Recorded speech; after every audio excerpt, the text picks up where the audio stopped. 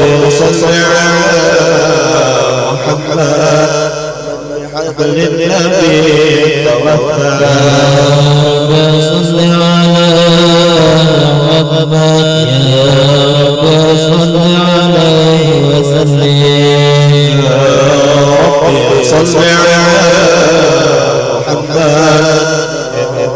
صل عليه وسلم اللهم صل وسلم وبارك عليه وعلى آله. أعوذ بالله من الشيطان الرجيم لقد جاءكم رسول من أنفسكم عزيز عليه ما أنتم حريص عليكم بالمؤمنين رؤوف رحيم صلى الله عليه فإن ظهر حسبي الله لا إله إلا هو عليه توكلت وهو رب العرش العظيم إن الله وملائكته يصلون على النبي يا أيها الذين آمنوا صلوا عليه وسلموا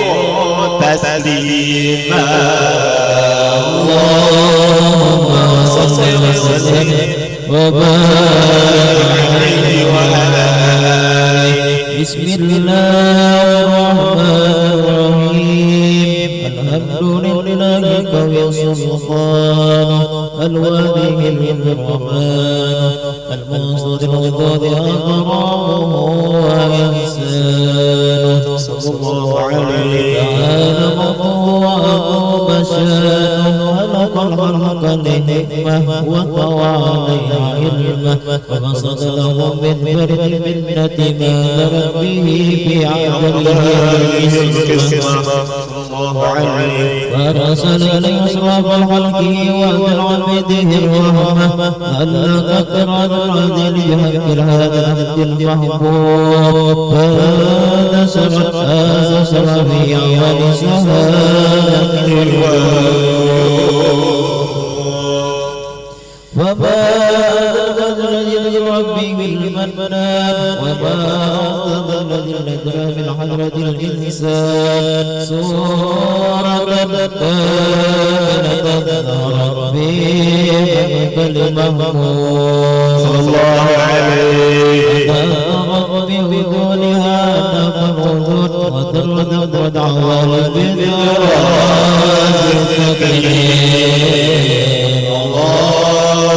اللهم صل وسلم واشرف الصلاة والتسليم على سيدنا ونبينا محمد الرؤوف الرحيم اللهم صل وسلم وبارك عليه وعلى آله السلام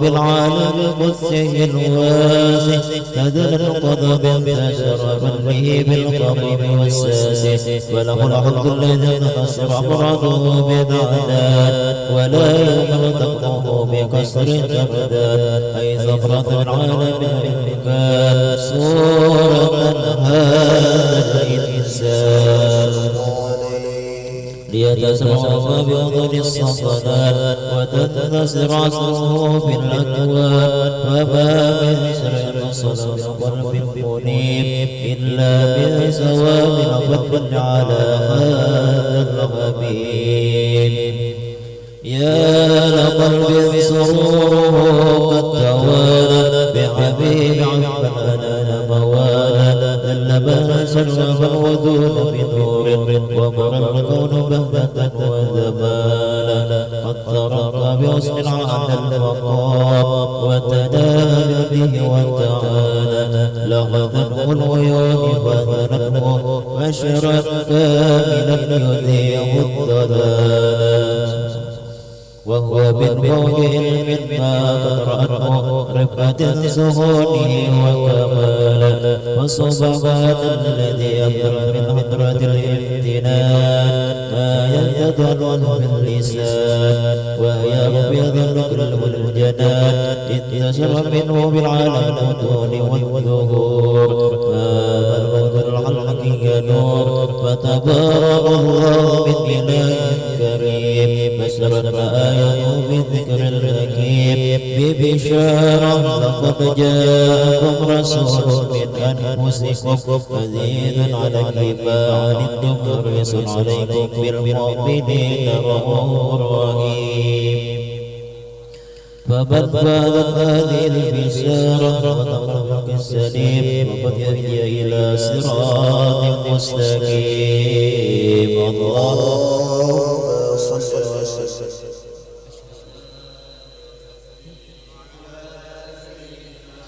نبينا محمد الرحيم اللهم صل وسلم وبارك عليه وعلى آله وأشهد أن لا إله إلا الله لا شريك له وشهادة تغلب بها اللسان أما تمنعه الجنان من التصديق بالحق والعذاب تسقط بها بسسر من الإيمان قواعد وتنوع عن شر ذلك الكد وتشكي الشوائد وأشهد أن سيدنا محمد عبد الصادق قوله وفعله ومبلغا لأمره من رحمته مهده ونعمه عبد رسول صالح العالم بشيرا ونذيرا وبلغ الرسالة وأدى الأمانة وأدله بيوم البشر كثيرا فكان ظلما ذهلا للمستبصرين سراجا وقلبا منيرا وما ذهب من القرب به بها على البشر وما أوصاها من شر البر اللهم صل وسلم بعدل الصلوات الجماعية وإذك التهية وأوصيها على هذا العبد الأكرم العبودية وبدأ بها كما بالأمر الماضي لله وإقبال صلاة يصبر وصلي عليه به ويبسط بالنور سلام وحبه ويعطى بإناية الكمد به وعلى آله وصحبه الذين سجل بقربه وتبين نصر مسلم وحبه ما طلعت بنصر ذكراه نسيم الله صل وسلم شرف الصلاة على سيدنا ونبينا محمد الرحيم اللهم صل وسلم وبارك على سيدنا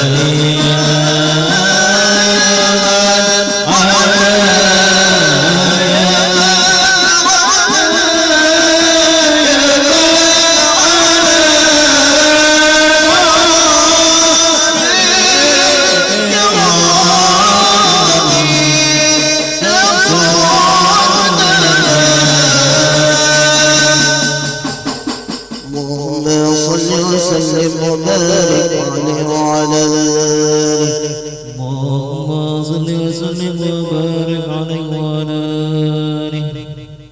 أما بعد فلما طلقت إرادة بعد القديم بظهور أصبح لتحسين البشر الكريم بالتعدي والتكريم بدت القدرة الباهرة بالنعمة واصلة بالمنة الغامرة فانفلقت بين التصوير في العالم المخلوق الكبير عن زمان المسعود بالعين آويل وصف الكمال محمد وصف والدم والزين فتنقل ذلك الزمان الميمون في عصر الكرم والوضوء وما بيوصف بضمه إلا وتمن عليه من الله النعمة وهو الكبرة الذي يتنقل البروج ليتشرف بوجه الإسراء والخروج وقد قدت العدل بما قدت وأظهرت سر هذا النور ما أظهرت وخصصت به من خصصت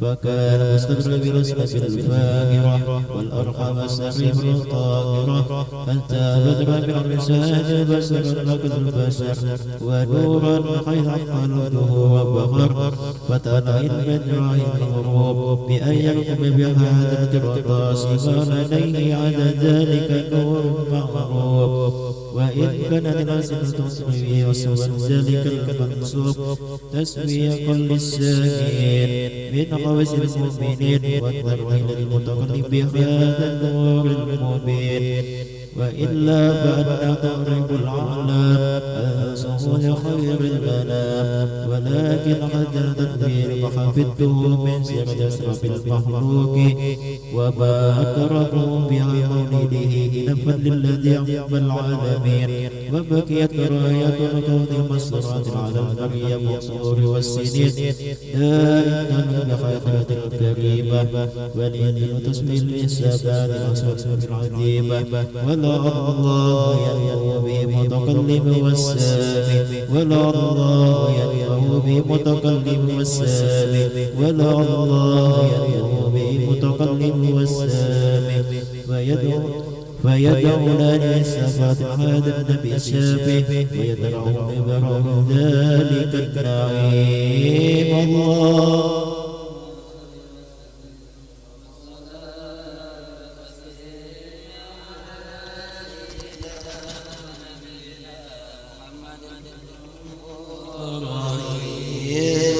اللهم صل وسلم وبارك على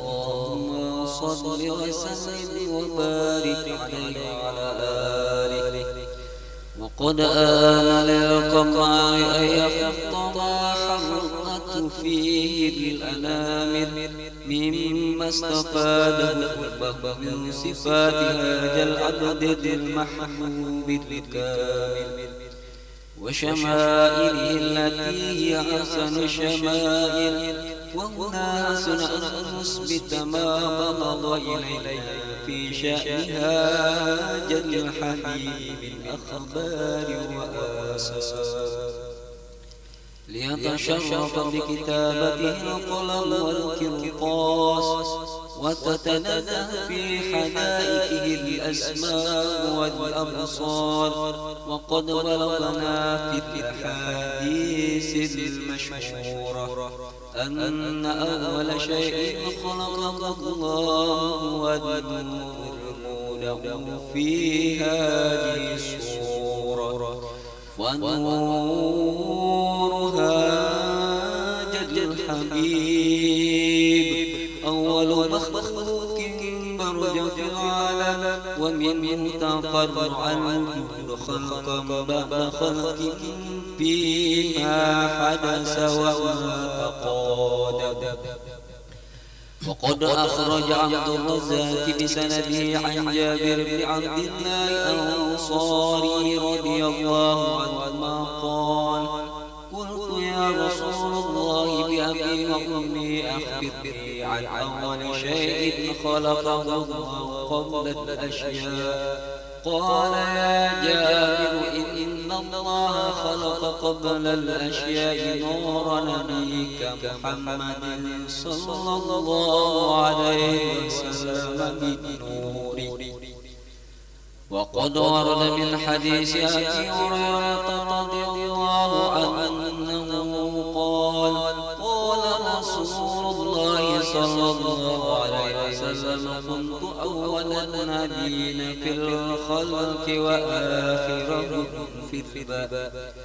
وقد تأددت الروايات بأنه أول الخلق وجودا وأشرفهم مولودا.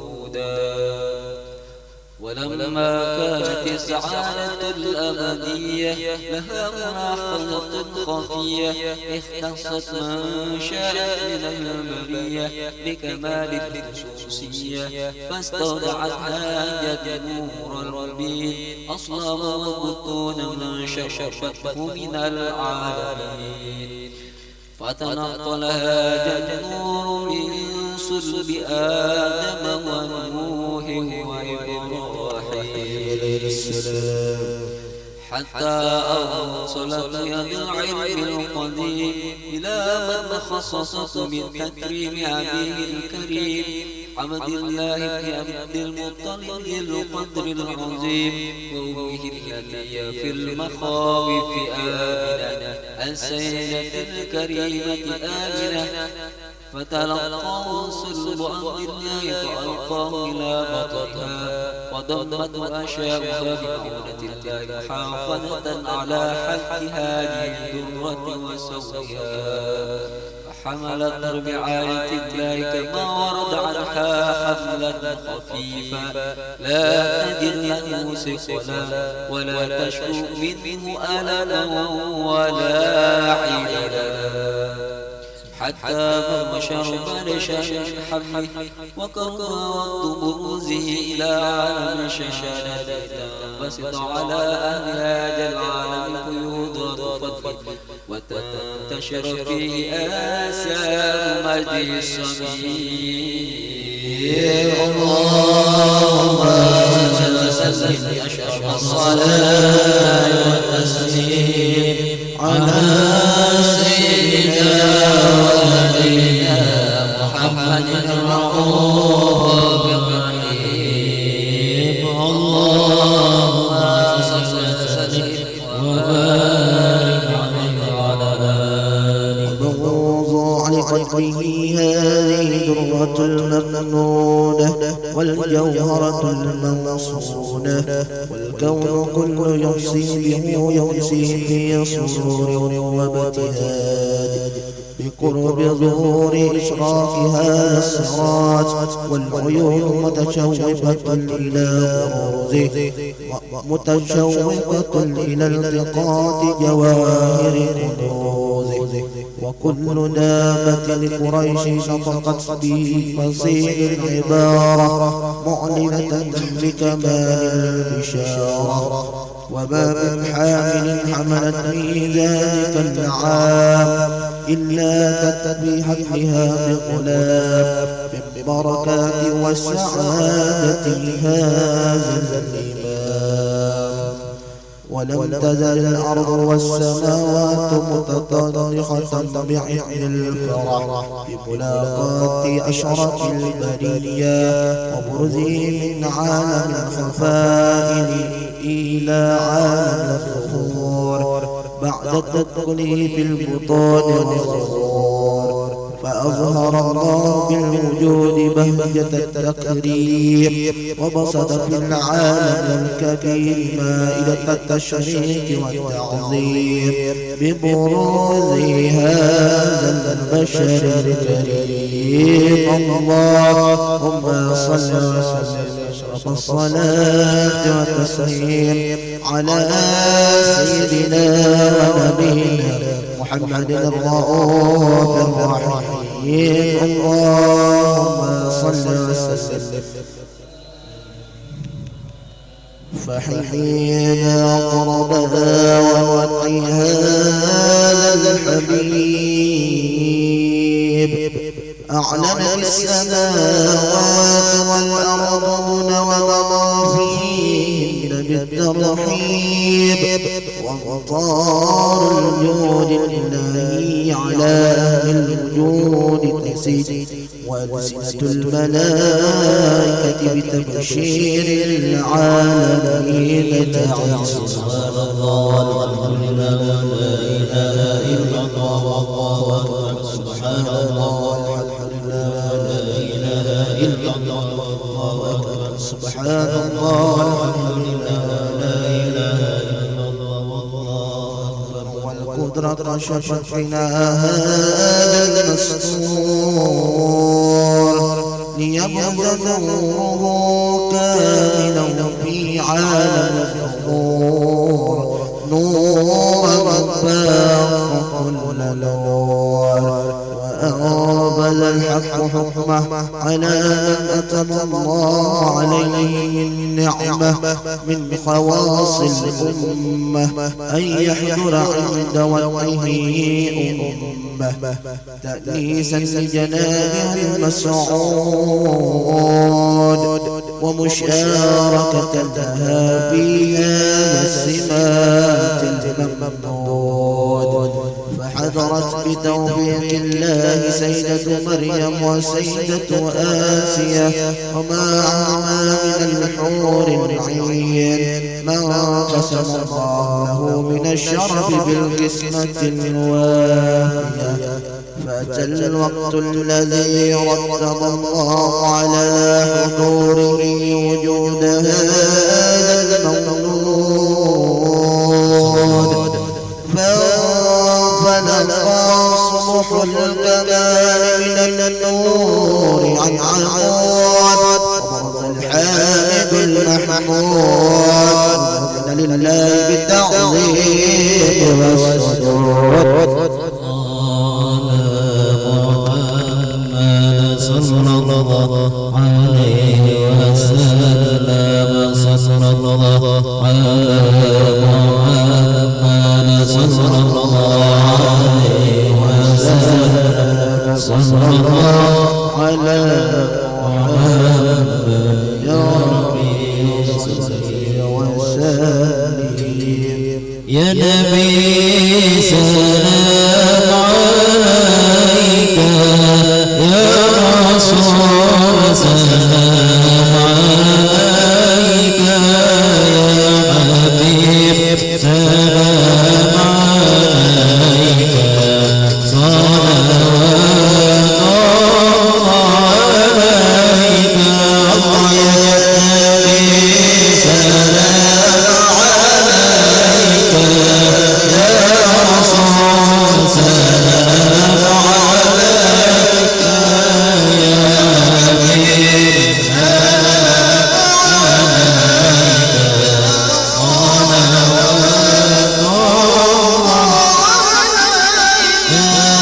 أسرق الكون نهاجا بوجود المصطفى مدنيا للكون ينصر وسرورا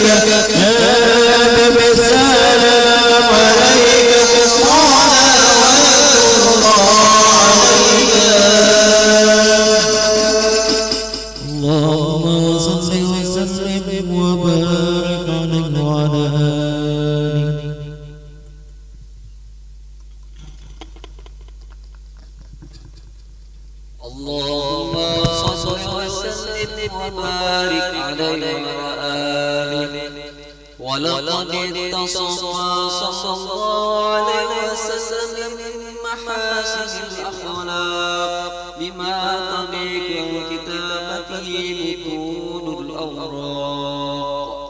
كان صلى الله عليه وسلم أحسن الناس خلقا وخلقا وأولهم إلى مكارم الأخلاق سبقا وأوسعهم بالمؤمنين حلما ورقا برا رؤوفا لا يقول ولا ينطق إلا مألوفا له الخلق السهل والمجد المنتظر على المعنى الجد.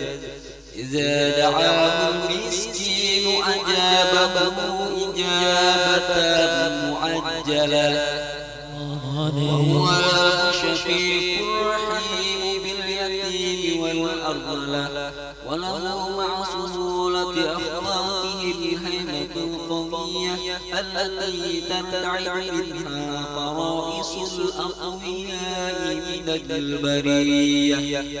ومن نشر به تعطر الطرق والمنازل وبعرف ذكره تطيبت المجالس والمحافل. فهو صلى الله عليه وسلم جامع الصفات الكمالية والمنفرد في خلقه وخلقه بأشرف خصوصية. فما من خلق في البرية محمود إلا وهو متنقض عن زائد الوجود. أجملت في وصف الحبيب وشانه وله الهدى في مجده ومكانه أوصاف عز فتعالى مجدها أخذت على نجم السها بعنانه وقد وسطا في تدوين ما أفاد العلم وقائل مولد النبي الكريم وحكاية ما أكرمه الله به حال العبد المقرب من التكريم والتعظيم والخلق العظيم فحسن مني أن أمسك عدة الأقلام فيها جد مقام وأقرأ السلام على سيد الأنام السلام عليك أيها النبي ورحمة الله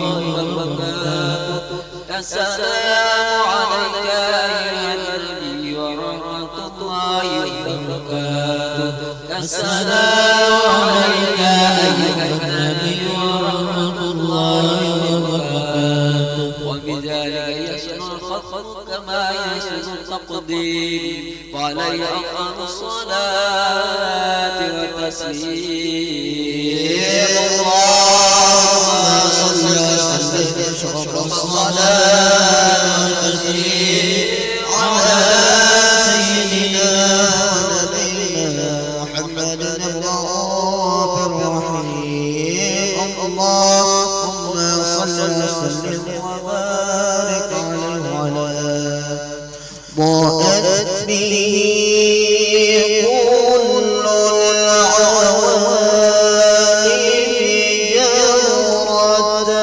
العوالم والكون أصبح مشرقا بقدومه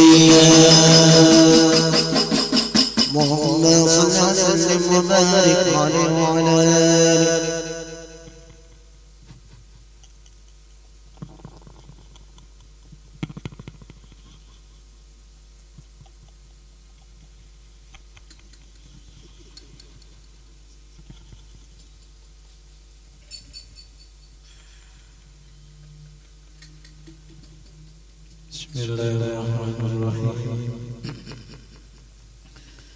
ولما نزل الذكر من قرار الأوصاف المحمدية والهدى توجهت إلى الله متوسلا بسيدي وحبيبي محمد صلى الله عليه وسلم أن يجعل سعي فيه مشكورا وفعلي فيه محمودا وأن يكتب عملي في الأعمال مقبولا وتوجهي من توجهات الخالصة والصلاة الموصولة. اللهم يا من إليه تتوجه الآمال فتعود غافرا وعلى بعزته حتى الرحال فتغشاها منه الفيوض الغامرة. نتوجه إليه أشرف المسائل سيد المرسلين عبدك الصادق الأمين سيدنا محمد الذي عمت رسالة العالمين أن تصلي وتسلم على تلك الذات الكاملة واستودع أمانتك وحفظ سرك وحامل راية دعوتك الشاملة الأكبر المرغوب لك والمخصص بالشرف الآخر في كل موطن من مواطن القرب والإظهار غازي ذلك في عبادك والسقي كؤوس إرشادك كأهل سيد الكونين وأشرف الثقلين العبد المظلوم الخالص المنصوص من جميع جد الخصائص. اللهم صل وسلم عليه وعلى آله وأصحابه وأهل عطرة اقترابه من أحبابه. اللهم إنا نقدم إليك جاه هذا النبي الكريم ونتوسل إليك بشرف مقامه العظيم أن تلاحظنا في حركاتنا وسكناتنا بعين عنايتك وأن تعوضنا في جميع أطوارنا وتطلباتنا بجميع رعايتك وحصين رضايتك وأن تبلغنا من شرف القرب إليك وإلى هذا الحبيب غاية آمالنا وتتقبل لنا ما تحركنا به من نيتنا وأعمالنا وتجعلنا في عطرة هذا الحبيب من الحاضرين وفي طرائق اتباعه من السالكين ولحقك حق من المؤدين ولأهلك من الحافظين. اللهم إن لنا طمعا برحمتك الخاصة فلا تطرقنا وظننا أمينة يا وسيلتنا إليك كلا تخيبنا. آمنا بك وبرسولك وما جاء به من الدين وتوجهنا به إليك مستشفعين أن تقابل المذنب منا بالغفران أن تقابل المذنب منا بالغفران أن تقابل المذنب منا بالغفران والمسيء بالإحسان والسائر بما زال والمؤمن مما أمل وأن تجعلنا ممن نصر هذا النبي وزرع وولاه وظهر وأم ببركته وشفي بجاه أولادنا ووالدنا وأهل قطرنا وواتنا وجميع المسلمين والمسلمات والمؤمنين والمؤمنات في جميع الجهات وأجل الدين القويم في جميع الأوطان المنشورة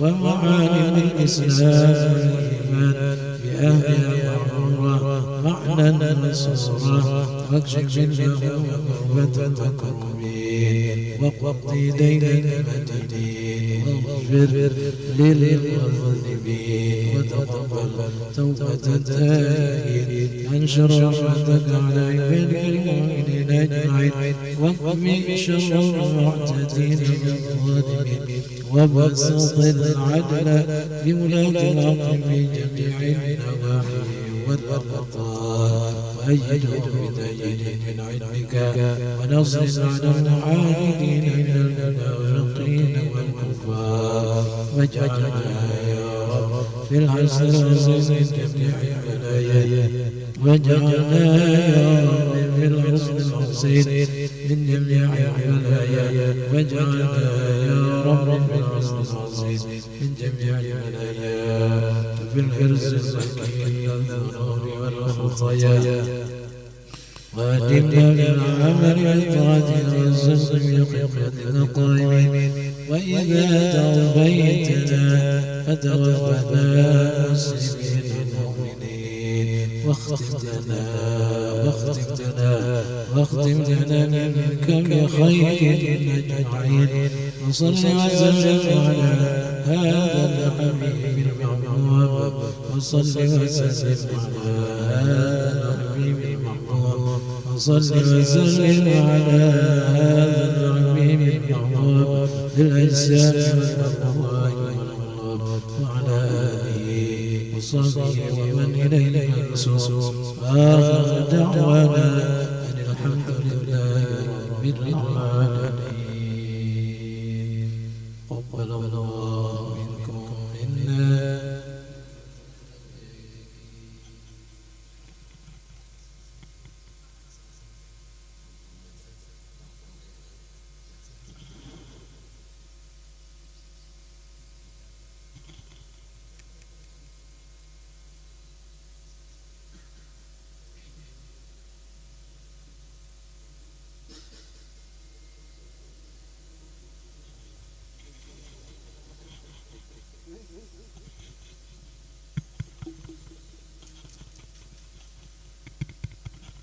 Bismillahirrahmanirrahim. Assalamualaikum warahmatullahi wabarakatuh. Hamdan wa syukran lillah, salatan wa salaman ala rasulillah, amma ba'd. Yang terhormat Pak Rektor Universitas Nahdlatul Ulama Kalimantan Selatan, yang kami hormati sahabat ketua senat, yang sama-sama kita hormati dan kita banggakan Pak Al-Ustaz Haji Muhammad Nasir selaku penceramah kita pada hari ini, Bapak Ibu dosen Sivitas Akademik Universitas Indonesia Kalimantan Selatan, adik-adik mahasiswa dan para undangan yang berbahagia. Alhamdulillah pada kesempatan hari ini kita bisa bersama-sama melaksanakan peringatan Maulid Rasul Sallallahu Alaihi Wasallam. Mudah-mudahan pada kesempatan ini kita bisa mengambil hikmah dan pelajaran dari peringatan ini. Selanjutnya kami mintakan kepada Pak Rektor untuk menyampaikan sambutan. Demikian waktu dan tempat kami persilahkan. Assalamualaikum warahmatullahi wabarakatuh.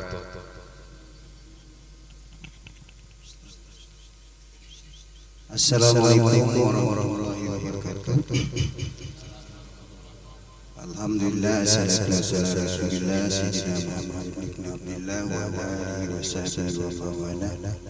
Yang kami muliakan Tuan Guru Muhammad Natsir yang memberikan muidah hasanah pada pagi hari ini dalam rangka kita melaksanakan Maulid Rasulullah SAW, yang kita sama-sama hormati Bapak Beri Nagian Purkon, Ketua Senat Universitas Nahdlatul Ulama Kalimantan Selatan, yang sama-sama kita hormati hadir Wakil Rektor satu bidang akademik Pak Dr. Haji Jarjawi, kemudian juga yang kami hormati Bapak Wakil Rektor 3 bidang kemahasiswaan alumni dan kerjasama Bapak Dr. Nurjani, dan mudah-mudahan juga ada hadir di belakang Ibu Wakil Rektor 2 bidang umum, keuangan dan perencanaan Ibu Dr. Heritawawi, kemudian yang kami hormati Guru Anwari Nazir Saadah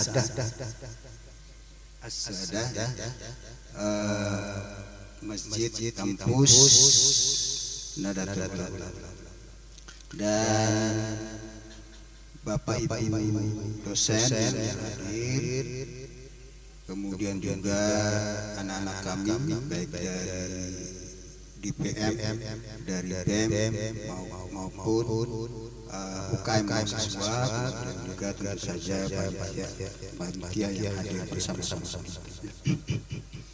Bismillahirrahmanirrahim. Laqad kana lakum fi Rasulillahi uswatun hasanah,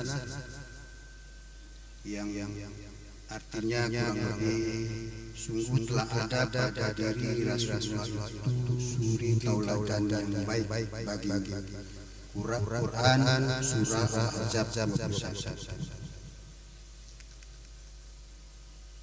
Wa ma arsalnaka illa rahmatan lil alamin, yang artinya kami tidak mengutus engkau ya Muhammad melainkan untuk menjadi rahmat bagi seluruh Quran surat Al-Anbiya ayat 107.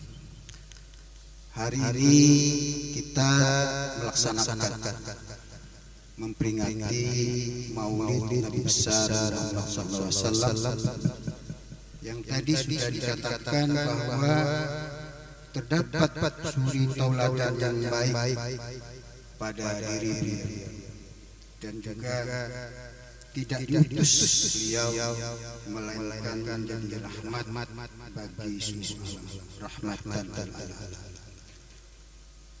Pertama, memang Rasulullah itu adalah sebaik-baik, sesempurna makhluk yang diciptakan oleh Allah Subhanahu wa taala, dan menjadi rahmat yang terbesar. Rahmatan lil alamin, Nabi rahmat itu sendiri bergurulah rahmat yang betul-betul umat, betul-betul menjadi rahmat bagi seluruh. Dan tentu saja bagi kita umat beliau, umat Nabi di akhir zaman, menjadi juga mewajibkan kita untuk mensuri tauladan beliau selaku uswatun hasanah, dan menjadi mandat juga memberi rahmat kepada seluruh. Dan kita Universitas Nadatul Ulama Kalimantan Selatan merupakan bagian dari Jamiah Perkumpulan Nahdlatul Ulama, di mana PBNU periode sekarang yang dipimpin oleh Gus Yahya itu memberikan suatu visi yang besar dengan nama merawat jagat, membangun peradaban. Jadi merawat jagat, membangun peradaban ini sebenarnya itulah terjemahan Nahdlatul Ulama untuk kata rahmatan lil alamin. Itulah. Nah, jadi kita semua Jamiah Perkumpulan, baik kita di struktural NU maupun di lembaga-lembaga maupun di Banom.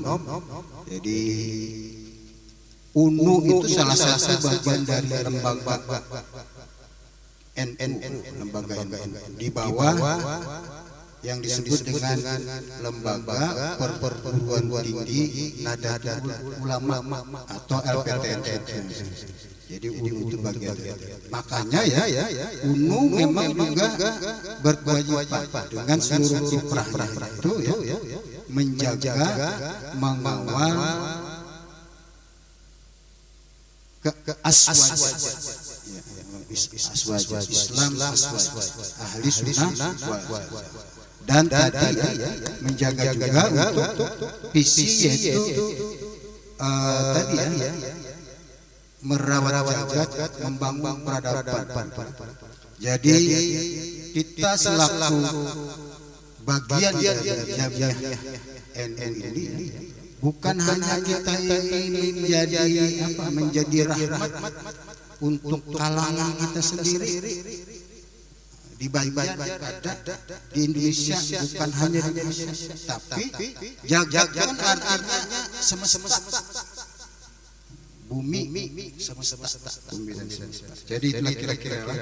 Jadi konsep Islam rahmatan lil alamin ini ya, di antara lain bagi kita para mahasiswa hendaknya memiliki pengetahuan yang luas, kemudian menjaga integritas, kejujuran, sopan santun dalam berbagai ucapan maupun tindakan.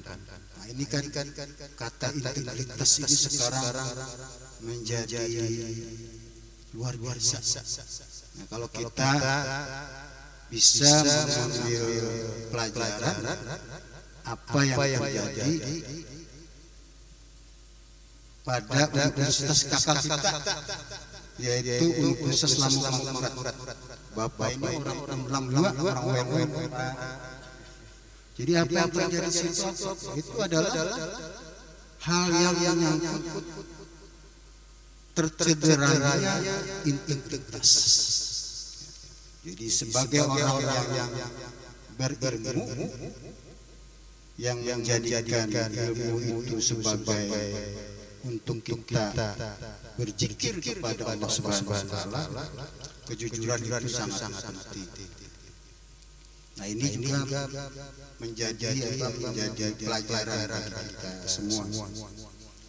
Kemudian juga menjaga hubungan baik antar sesama manusia, bersilaturahmi, menyambung kekeluargaan, menyambung persaudaraan. Nah, ini juga menjadi pesan terutama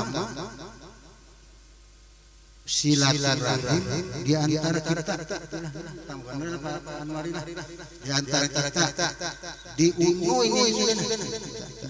ini perlu kita kembali ingat renungkan bagaimana silaturahim itu harus kita eratkan kembali.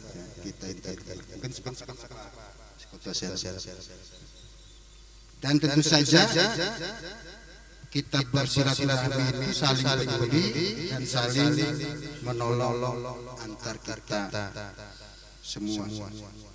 Dan juga pesannya yaitu menjaga lingkungan hidup itu penting juga bagi rahmat Allah. Karena Kalimantan ini sebenarnya merupakan sisa dari paru-paru yang tersisa. Indonesia, terutama Kalimantan dan Papua, itu merupakan paru-parunya. Kita ini disuruh orang barat sudah jangan mana pohon lah. Karena apa? Karena mereka sudah dulu menebang pohon. Amerika, Eropa sudah dulu karena pohon lagi. Artinya pohon hutan ada lagi. Karena bapak ini kan 2 tahun di Amerika, 4 tahun di Australia. Pohon yang namanya pohon hutan itu ada di 2 benua yang ada itu ditanam hutan asal seperti kita ini tidak ada lagi. Tapi kertas uang kita juga ada lagi Pak. Ada hutan kita.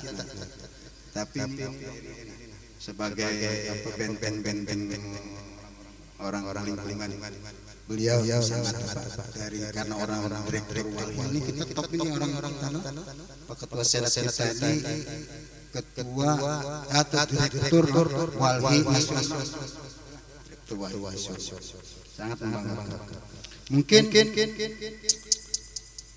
itulah kira-kira mudah-mudahan di Pak Tuan kita mohon kami diberikan nasihat pencerahan bagi kami terutama juga bagi mahasiswa Tuan Guru lah kira-kira itu yang mungkin bisa kami sampaikan untuk memberikan kata sambutan mengucapkan penghargaan dan terima kasih yang sebesar-besarnya atas kesediaan Pak Tuan Guru Muhammad Nasir untuk memberikan nasihat pada pagi hari ini.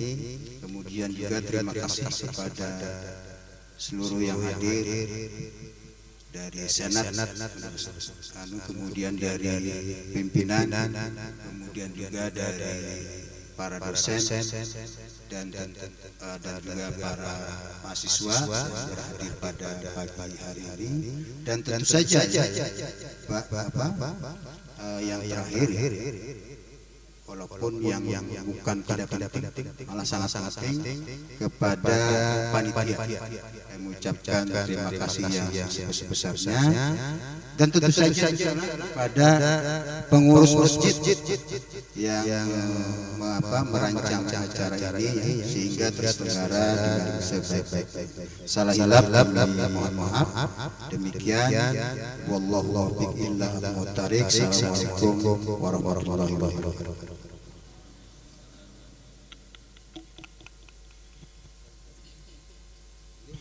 Langsung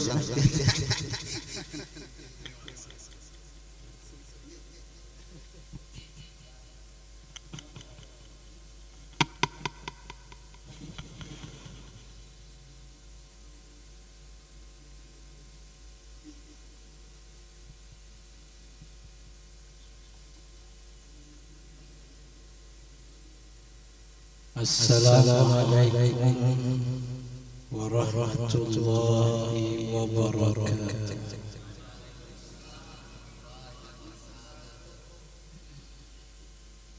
A'udzu billahi minasy syaithanir rajim. Bismillahirrahmanirrahim. Alhamdulillahi rabbil alamin. وبه نستعين على أمور الدنيا والدين. الصلاة والسلام على أشرف الأنبياء والمرسلين وعلى آله وصحبه أجمعين. سبحانك لا علم لنا إلا ما علمتنا إنك أنت العليم الحكيم. ولا حول ولا قوة إلا بالله العلي العظيم. رب اشرح لي صدري ويسر لي أمري واحلل عقدة من لساني يفقه قولي.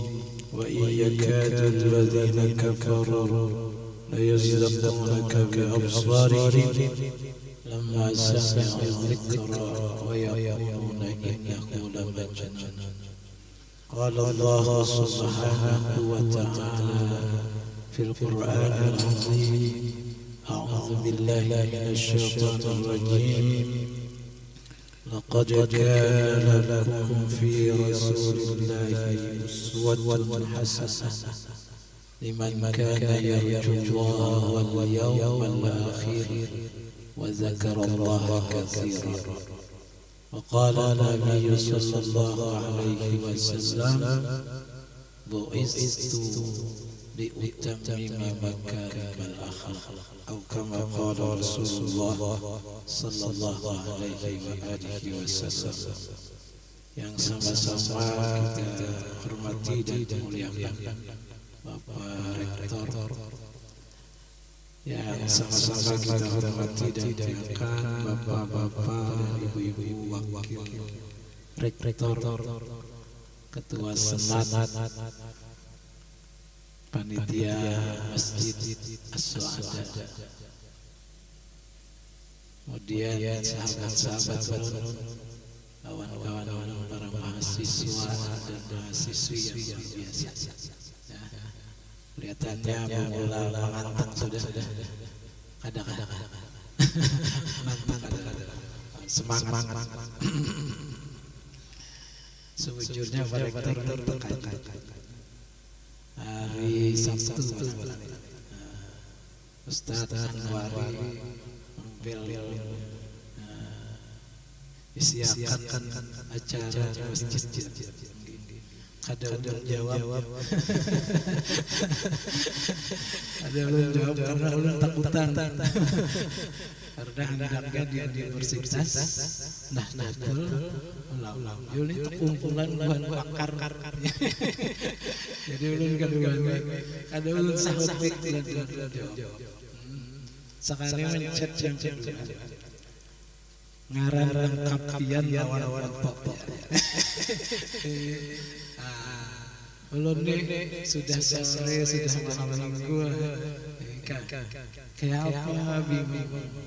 Kalau ulun di sini memberikan mau'izah itu rasanya hal yang sangat mustahil. Asa kada pantas, kada layak. Jadi ulun berdiam, kalau ulun kira-kira. Tapi ulun kada terima ihakan juga. Pagi tadi ulun boleh kada janji. Ya Ustaz Anwari, kada boleh. Kada ada mau gantikan. Karena mulai di rumah sudah menggetar. Nah ini, jadi ya tawakal Allah. Jadi hari ini sebuah kehormatan dan luar biasa. Diberikan kesempatan untuk berbagi. Kada ceramah, jarang kandangan itu sharing. Sharing, jarang kandangan. Karena orang kandangannya kebetulan pakai bahasa Inggris. Sharing. Kita setempat saja. Ulun paling lawas ya Jawa Tengah. Ceramah paling lawas tuh. Paling lawas di Jawa Tengah. Tapi kira-kira bisa disikat. Mungkin setengah jam atau lebih kurang. Terima kasih atas kesempatan yang diberikan untuk hadir serta bergembira dalam rangka peringatan seorang manusia yang dikatakan oleh Bapak Rektor tadi adalah manusia terbaik yang dilahirkan ke permukaan. Ini luar biasa. Kalau syairnya ya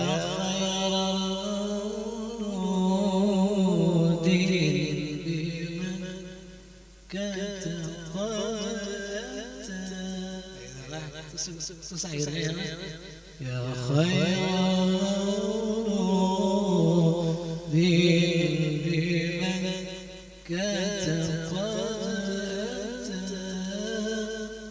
apalagi syairnya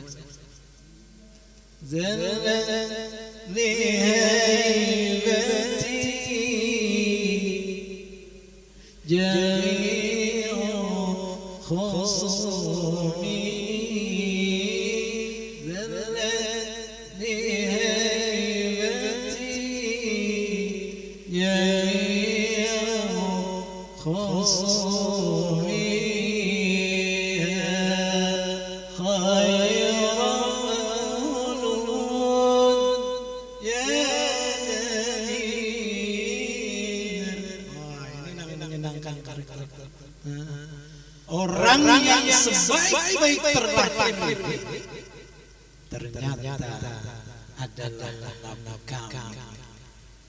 Ya khairul ya iya adalah nabi, orang yang diutus oleh Allah kepada kami yang memberikan petunjuk di mana para nabi-nabi yang terdahulu ingin menjadi umatnya Rasulullah sallallahu alaihi wasallam. Luar biasa. Wah, coba ya. Saking senangnya. Di mana Rasulullah adalah nabi kita yang diutus kepada kita, menjadikan kita menjadi orang-orang mulia, menjadi sebaik-baik. Bayangkan kalian, selevel Nabi Musa itu hendak jadi umat Nabi Muhammad sallallahu alaihi wasallam. Jadi ini sebuah kebenaran. Kalau kul bi fadlillahi wa bi rahmatihi jadi orang bermaulid memperingati maulid Nabi itu salah satunya tashmiqan lis-sami'in tashmiqan lis-sami'in min khawasil mu'minin supaya menjadi teramat rindu, menjadi sebuah kerinduan, penawar kerinduan bagi orang-orang yang mempunyai hubungan khas dengan Rasulullah. Wa tarwihan lil muta'alliqina biha zannurin mubin. Tarwih menjadi sebuah upaya untuk menjadikan gembira, senang, bahagia bagi orang-orang yang ada hatinya berhubungan dengan Rasulullah. Jadi cucuk aja buan NU itu pemolitan. Nah, ini kan buan NU walaupun orang kada pemolitan ya kada apa-apa. Cuma ini kelebihan penuh. Kelebihan NU aja berharap apa ada boleh ini NU karena Nahdlatul Ulama. Kelebihan NU bermaulid memperlihatkan, memproklamirkan betapa bahagia dan senangnya menjadi umat Nabi besar Muhammad sallallahu alaihi wasallam yang beliau adalah khairul maulud, sebaik-baik orang yang terlahir di muka bumi ini. Masya Allah, ini rasa syukur kita. Mudah-mudahan bertambah terus ya. Jangan sampai berkurang. Pada ketika disambut Nabi Muhammad itu kita selalu berselawat kepada dia. Kenapa? Karena Nabi Muhammad adalah sosok manusia yang menyelamatkan kita dari kegelapan sehingga kita berada di alam terang. Masya Allah, luar biasa.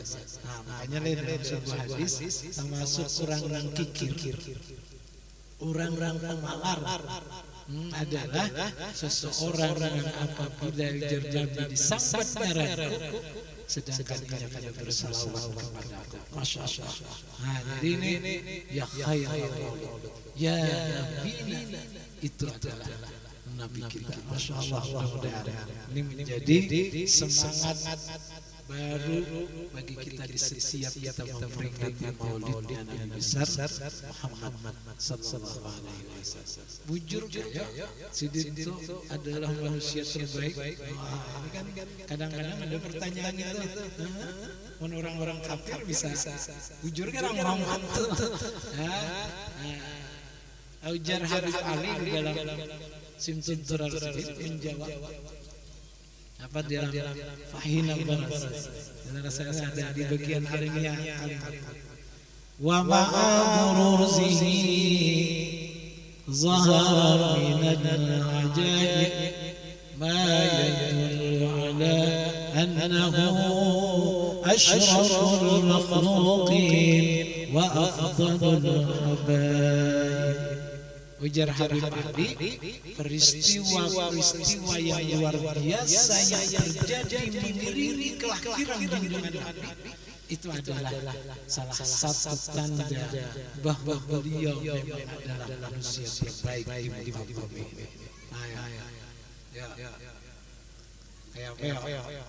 Waktu Mama Sidin hamil itu beda lawan bibinian hamil bayi ini ya. Kalau bibinian hamil bayi itu bisa ya normalnya lah ya, normal itu waktu ngidam apa tuh ngidam yang sudah keluarga ada lah belum ada lah jadi kadang melihat ini lagi hamil jadi kalau begini kadang makan muntah ini paru kalau orang Banjar tuh mau ulah-ulah Pak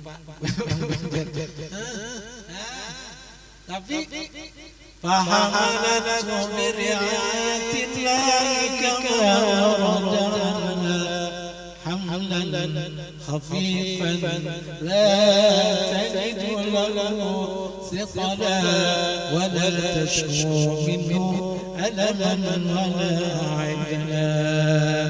Kalau Nabi dihamilkan oleh rumah sakit, فحملته برعاية الله كما ورد حملا خفيفا ringan kayak ada orang latihan hamlan khafifa ringan kadang hati-hati berdiri kadang-kadang biasa selajur anak berdiri juga kadang-kadang hamil nang kayak orang kita wahyu orang biasa mulai bahari saat hamlan hafifa mengandung yang mudah itu salah satu yang terjadi atas Mama Siti Aminah pada ketika menghamilkan Rasulullah sallallahu alaihi wasallam. La tajidu lahu thiqala, kadang merasakan berat. Wala tashku minhu alaman wala ilala, kadang presiden merasakan sakit pada ketika hamil. Jadi dalam satu riwayat dalam sirah nabawiyah diceritakan dalam kitab itu bahwa tanda kehamilan mama Nabi itu hanya ditandai dengan tersungkurnya berhala-berhala yang ada di kota Mekah pada ketika itu. Luar biasa. Waktu hamil itu tandanya tersungkur para berhala. Karena terjadi pada saat kelahirannya. Nah, 2 kali berarti berhala-berhala itu terus. Nah, ini kemuliaan kadang manusia yang terlahir kayak Nabi besar Muhammad sallallahu alaihi wasallam. Nah, kemudian keberkahannya pada saat Halimatus Sa'diyah. Halimatus Sa'diyah datang dari kaumnya yang Sa'diyah, kemudian datang ke kota Mekah untuk mencari bayi yang mau untuk dipelihara. Sidin itu waktu berangkat dalam keadaan yang sangat memprihatinkan. Miskin, kambing di rumah, kadang mengandung susu, kadang lancar susunya. Kemudian yang kendaraan yang dibawa Sidin itu jauh, makanya sepeda motor itu BP tahun 70 ketinggalan sudah, lain menampung koming lain. Ya. Nih orang sudah sampai baru separuh jalan. Tapi pada saat ketika Sidin mau menerima Nabi untuk dijadikan anak asuhnya, maka keberkahan itu datang kepada Halimatus Sa'diyah. Yang asalnya susu Sidin, maaf karena ini bahasa untuk menjelaskan, kadang kencang, akhirnya kencang. Padahal Sidin beranak-anak halus. ya, tapi susu ada jerawah ini itu ada memproduksi ASI dengan baik. Nah, pada ketika Sidin menerima Rasulullah sebagai anak asuhnya, maka ASI Sidin berjalan dengan baik normal. Kawa menyusui 2 orang sekali-kali. Karena waktu itu Sidin beranak-anak. Cuma karena kondisi ekonomi di rumah kada memungkinkan, paksa mengambil upah untuk maharagi orang anak orang untuk dijadikan usaha. Akhirnya sudah ambil aja anak yatim. Padahal asalnya Sidin pernah menolak satu kali. Tapi karena ada lagi jatah anak-anak di Makkah sudah habis, lalu jadi Sidin membawa ini aja. Tapi apa yang terjadi? Sidin berangkat mulai Makkah paling akhir, tapi sampai ke kampung halaman paling depan. Inilah sesuatu yang ajaib yang menunjukkan ajaran Habib Ali. Annahu yadullu bi annahu asyraful makhluqin wa afdalul habaib. Jadi jangan pernah menyaksikan bahwa Rasulullah adalah manusia terbaik untuk apa yang dilahirkan ke kaum ini. Karena ada dalam sejarah Bahari pun sudah ada yang menyimpangkan bahwa Nabi Muhammad itu digelar dengan Al-Amin itu karena Mama Sidin Aminah. Itu sudah ada dalam sejarah Bahari. Bukan karena Sidin punya integritas. Karena kan orang Arab itu biasa memanggil anak atau cucu itu dengan nama Kai atau Mimi. Ya, nah itu biasa.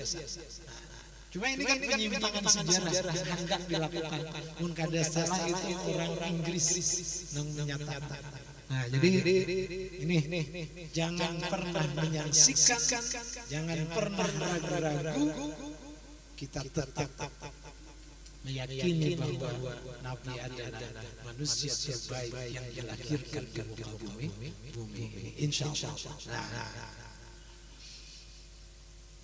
Luar biasa. Nah, mudah-mudahan ini peringatan yang kayak kita lakukan ini akan menyampaikan kita kepada sebuah hadis Nabi, la yu'minu ahadukum hatta akuna ahabba ilaihi min walidihi wa waladihi wan nasi ajma'in. Tidak akan sempurna iman seseorang kecuali ia mencintai aku melebihi orang tuanya, melebihi anaknya, melebihi manusia-manusia yang lain.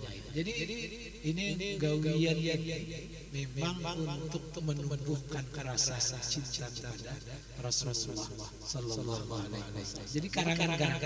Jadi karangan pertama itu kan menurut sejarah itu ngaran kitabnya yang dikarang Ibnu Dihyah At-Tanwir. Fi Zikri Al-Bashir Nadhir menceritakan tentang Rasulullah Sallallahu Alaihi Wasallam. Nah, sahabat-sahabatku, barangkali apa gagal? Ini mungkin tiga mungkin. Pokok dakwah yang disampaikan oleh Rasul dalam rangka diutusnya Nabi sebagai seorang nabi dan rasul. Jadi dalam kitab-kitab itu para ulama sebagian mengatakan bahwa fokus dakwah Rasulullah itu secara garis besar ada 3. Yang pertama adalah husnul khuluq, baik perang. Itu menjadi sebuah misi khusus yang dilakukan oleh Rasulullah sesuai hadisnya, innama bu'istu li utammima makarimal akhlaq, atau hadis yang lain, bu'istu li utammima makarimal akhlaq. Nah, integritasnya paling kejujuran. Kalau Habib Ali itu menggambarkannya dalam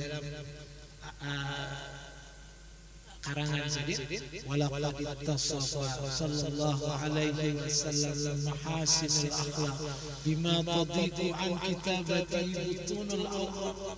Nabi itu akhlaknya luar biasa. Seandainya kertas itu diulah menjadi tulisan, ya, di situ ditulis sebuah ungkapan-ungkapan yang menceritakan tentang Rasulullah, ujar Sidin, bima tadiqu, maka kertas itu sempit kayak. Nah, jadi ada kertas banyak yang ditulis. Kana sallallahu alaihi wasallam ahsanan nasi khuluqan wa khulqa. Rasulullah itu adalah seseorang yang tampan, seorang yang baik, khuluqan, perangan, wa khulqa, bentuk tubuh, jadi langkar dan sebagainya, ya ideal. Nabi itu kadang terlalu tinggi, kadang rendah. Bila nyobat lawan orang tinggi tetap baik, tetapi lawan rendah tetap bagus. Jadi ideal. Jadi kadang tinggi benar, biasalah datang mimpi Nabi, dahan Allah. Karena itu menjadi salah satu tujuan dari kehidupan kita bertemu dengan Rasulullah pada saat kita masih berada di dunia. Ya, jadi kalau orang tapi Rasulullah itu beda-beda biasa. Jadi ada yang melihat pemandangan indah, tujuan Rasulullah, pasti ada yang menyatakan. Jadi kalau kita mimpi tapi ada yang menyatakan bahwa itu Rasulullah, maka itu kadang-kala disebut mimpi Rasulullah. Jadi harus ada penjelas jurang itu Rasulullah. Karena kita ketemuan lawan seseorang di pada itu ada Rasulullah, lalu kita datangi bersama-sama.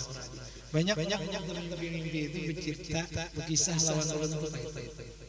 Jadi tanda-tanda mimpi yang jujur bertemu Rasulullah itu adalah pada ketika orang itu diberikan petunjuk oleh seseorang. Jadi ada namanya beta. Kalau itu finanya Rasulullah, nah itu finanya lain. Jadi mudah-mudahan. Nah, jadi kalau Habib Ali menyatakan, nah ini yang berbapa integritas. La yaqulu wa la yaf'alu illa ma'rufa. Rasulullah itu adalah seseorang yang sejak kecilnya, jangan ada nyembah dia di Rasul. Sejak kecilnya la yaqulu wa la yaf'alu illa ma'ruf. Tidak berkata dan tidak berbuat kecuali baik. Nah, jadi ini integritas. Jadi dalam tarikh dalam kitab sejarah Nabi itu mulai lagi halus kada pernah kelihatan aurat. Itu kan ini misi terbesar Rasul memang adalah diutamai makar. Jadi mudah-mudahan ini pun karena NU adalah markas besar dakwah Rasulullah, maka akhlak ini menjadi fokus dalam dakwah kita untuk menyampaikan kepada orang-orang tercinta kita. Ya, jadi karena Nabi la yaqulu wa la yaf'alu illa ma'ruf. Ini disaksikan karena Sidin punya integritas yang luar biasa. Sebelum umur 25 tahun sudah diberikan gelar dengan al-amin. Cakap bahasa kita mungkin profesor, doktor, ya. Nah, ini al-amin, ya. Itu sebelum umur Sidin 25 tahun. Ya mungkin kayak Pian umur berapa kira-kira? 15 tahun. 20 lah, 20. Umuran. Nah, luar biasa. Sudah punya tetean al-amin. Nang la yaqulu, tidak berucap, wala yaf'al, tidak berbuat kecuali nang baik-baik. Nang kedua, misi besar yang disampaikan oleh Rasulullah, namun menjadi fokus kita mungkin nanti pada keyakinan keluar dari UNO, dari universitas ini menjadi pendakwah, menjadi, maka yang kedua adalah rujhanul aqli, menjadikan akal sebagai puncak pimpinan dalam kehidupan. Ya, jadi perlu nih di masyarakat kita tuh duit bahasanya nih dicukup-cukupkan, ya. Tahu-tahu ditukar baju dan harganya mahal. Hak untuk hutang-hutang. Nah itu apakah itu menggunakan akal atau hanya sekedar mengikuti hawa nafsu? Jadi karena ini menjadi tugas kita menjadikan masyarakat kita sendiri, menjadikan akal itu menjadi sebuah barometer harus diikuti. Apakah ini dilakukan atau tidak? Kalau bahasa yang lebih di dalam kitab itu, di dalam kitab Ta'rifat Penggarisala, apa arti orang yang berakal itu adalah man asaral akhirati ala dunya, orang yang lebih mengutamakan akhirat ketimbang dunia, karena mengikuti walal akhiratu khairun laka minal ula, walal akhiratu khairun laka minal ula, walal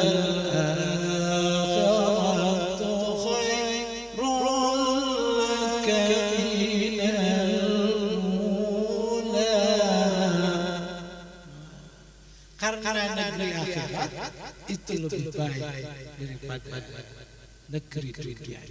Jadi mindset kita harus lebih mengutamakan akhirat ketimbang dunia. Itu salah satu dakwah Rasulullah sallallahu alaihi wasallam. Nah, yang ketiga, isbatul aqidah, mengokohkan keyakinan. Nah, ini menjadi tugas penting juga bagi kita. Bagaimana mengokohkan keyakinan ini? Tentu keyakinan kalimat la ilaha illallah, supaya jangan ada Tuhan yang lain kecuali Tuhan kita hanya Allah. Nah, itu penting. Makanya muntakutan non rektor takutan non rektor itu bisa bertuhan rektor. Tapi kalau takutannya lawan Allah pasti beradab dengan rektor. Ya. Kalau takutannya dengan Allah pasti beradab dengan manusia. Nah, bukan takutan tapi beradab. Nah, luar biasa. Nah, jadi ini isbatul aqidah, memperkokoh keyakinan bahwa la ilaha illallah, tidak ada yang ingin ku capai kecuali penghargaan dari Allah Subhanahu wa taala. Bila kita sudah lewat keluar dari garisan ini, maka kemungkinan besar kehidupan kita akan bermasalah. Karena bila kada dipuji orang sari, kada dihargai orang kecewa, ya, karena nang kita tuju, nang kita harapkan adalah pujian dari orang yang bukan yang sesungguhnya kita harapkan. Nah, karena negara manusia ini tetap di dalam genggaman Allah Subhanahu wa taala. kita mengharap pujian orang lain, Tuhan ada hendak memberikan pujian itu, maka orang itu pada kau memuji lawan kita. Ya, nih, jadi integritas di dalam akidah ini penting, bagaimana kita bersikap, berbuat ikhlas karena Allah. Bagaimana kita bersikap, berbuat hanya mengharapkan keridhaan Allah. Nah, sehingga dari insya Allah masyarakat kita akan menjadi masyarakat yang penuh dengan kebahagiaan, karena dengan akidah yang benar maka ia akan masuk di dalam dua surga di dunia, surga di akhirat. Wal man khafa maqama rabbih jannah, bagi orang yang bertakwa, yang akidahnya jujur, ketakutannya hanya kepada Allah, maka ia akan mendapat dua surga di dunia dan surga di akhirat. Mudah-mudahan Universitas UNU Nahdlatul Ulama menjadi pelopor yang tidak akan pernah berhenti untuk memperjuangkan dakwah Rasulullah ini, terutama 3 aspek tadi, akhlak, kemudian bagaimana mereformasi akal kita. Ujar Rocky Gerong akal sehat, reformasi akal sehat supaya hidup kita berjalan dengan baik, jangan dipandu oleh hawa nafsu tetapi dipimpin oleh akal yang baik. Nah, bagaimana kita menguatkan, mengokohkan akidah, karena akidah akan menjadikan kita orang yang kokoh di dalam meraih segala apa yang kita cita-citakan dalam rangka kita mengharapkan keridhaan Allah Subhanahu wa taala. Mungkin kita aja dapat sharing hari ini. Nah, mudah-mudahan ada manfaatnya, ada berkahnya. Ulun banyak-banyak minta ampun, minta maaf karena munnya ulun berpandir di sini. Kalau kita kayak menggurui ini, ulun banyak-banyak minta maaf. Kan ada tujuan ulun nangka itu. Ada Allah wa iyyakum wa ajmain. Mudah-mudahan kita semua selalu dalam taufik dan hidayah dari Allah Subhanahu wa taala, hidup kita penuh dengan iman. Mudah-mudahan kita selalu dikumpulkan dengan orang-orang beriman, dan mudah-mudahan kita dimatikan dalam iman, dan mudah-mudahan bersama junjungan kita Nabi besar Muhammad sallallahu alaihi wasallam. Akhir kalam, wabillahi taufiq wal hidayah, warida wal inayah, wallahu muwaffiq ila aqwamit thariq. Wassalamu alaikum warahmatullahi wabarakatuh.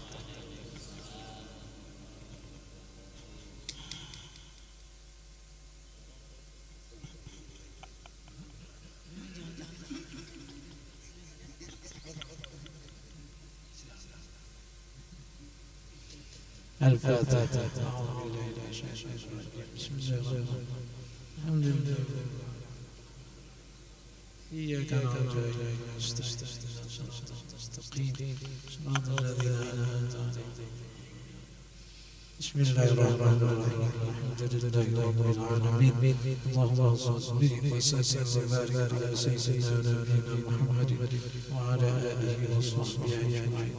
اللهم حبب إلينا الإيمان وزينه في قلوبنا وكره إلينا الكفر والفسوق والعصيان واجعلنا من الراشدين. اللهم ألف بين قلوبنا، اللهم ألف بين قلوبنا، اللهم ألف بين قلوب المسلمين وأصلح ذات بيننا واهدنا سبل السلام ونجنا من الظلمات إلى النور وجنبنا الفواحش ما ظهر منا وما بطن، وبارك لنا في أسماعنا وأبصارنا وقلوبنا وأزواجنا وذريتنا.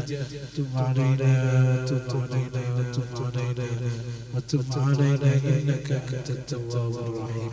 اللهم صل على سيدنا محمد صلاة تنجينا بها من جميع الأهوال والآفات، تقضي لنا بها جميع الحاجات، وتطهرنا بها من جميع السيئات، ترفعنا بها عندك على الدرجات الدرجات وتبلغنا بأقصى الغايات من جميع الخيرات والتحيات والمعجزات. اللهم ارزقنا كمال المتابعة له ظاهرا وباطنا برحمتك يا أرحم الراحمين. ربنا آتنا في الدنيا حسنة وفي الآخرة حسنة وقنا عذاب النار. صلى الله على سيدنا ونبينا محمد وعلى آله وصحبه وسلم. الحمد لله رب العالمين. تقبل الله منكم منا ومنكم.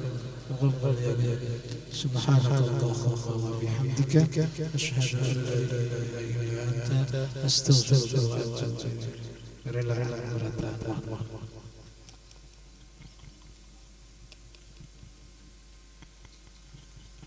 Alhamdulillah, terima kasih atas seri dan mau'izatul hasanah yang diberikan kepada kita. Mudah-mudahan bermanfaat bagi kita semua dan mudah-mudahan kita diberikan kekuatan dan untuk mengamalkan apa yang telah diberikan tadi. Dengan berakhirnya doa tadi, berakhir pula acara kita pada hari ini. Marilah kita tutup sama-sama dengan mengucapkan alhamdulillahirabbil alamin. Terima kasih atas segala perhatian. Assalamualaikum warahmatullahi wabarakatuh.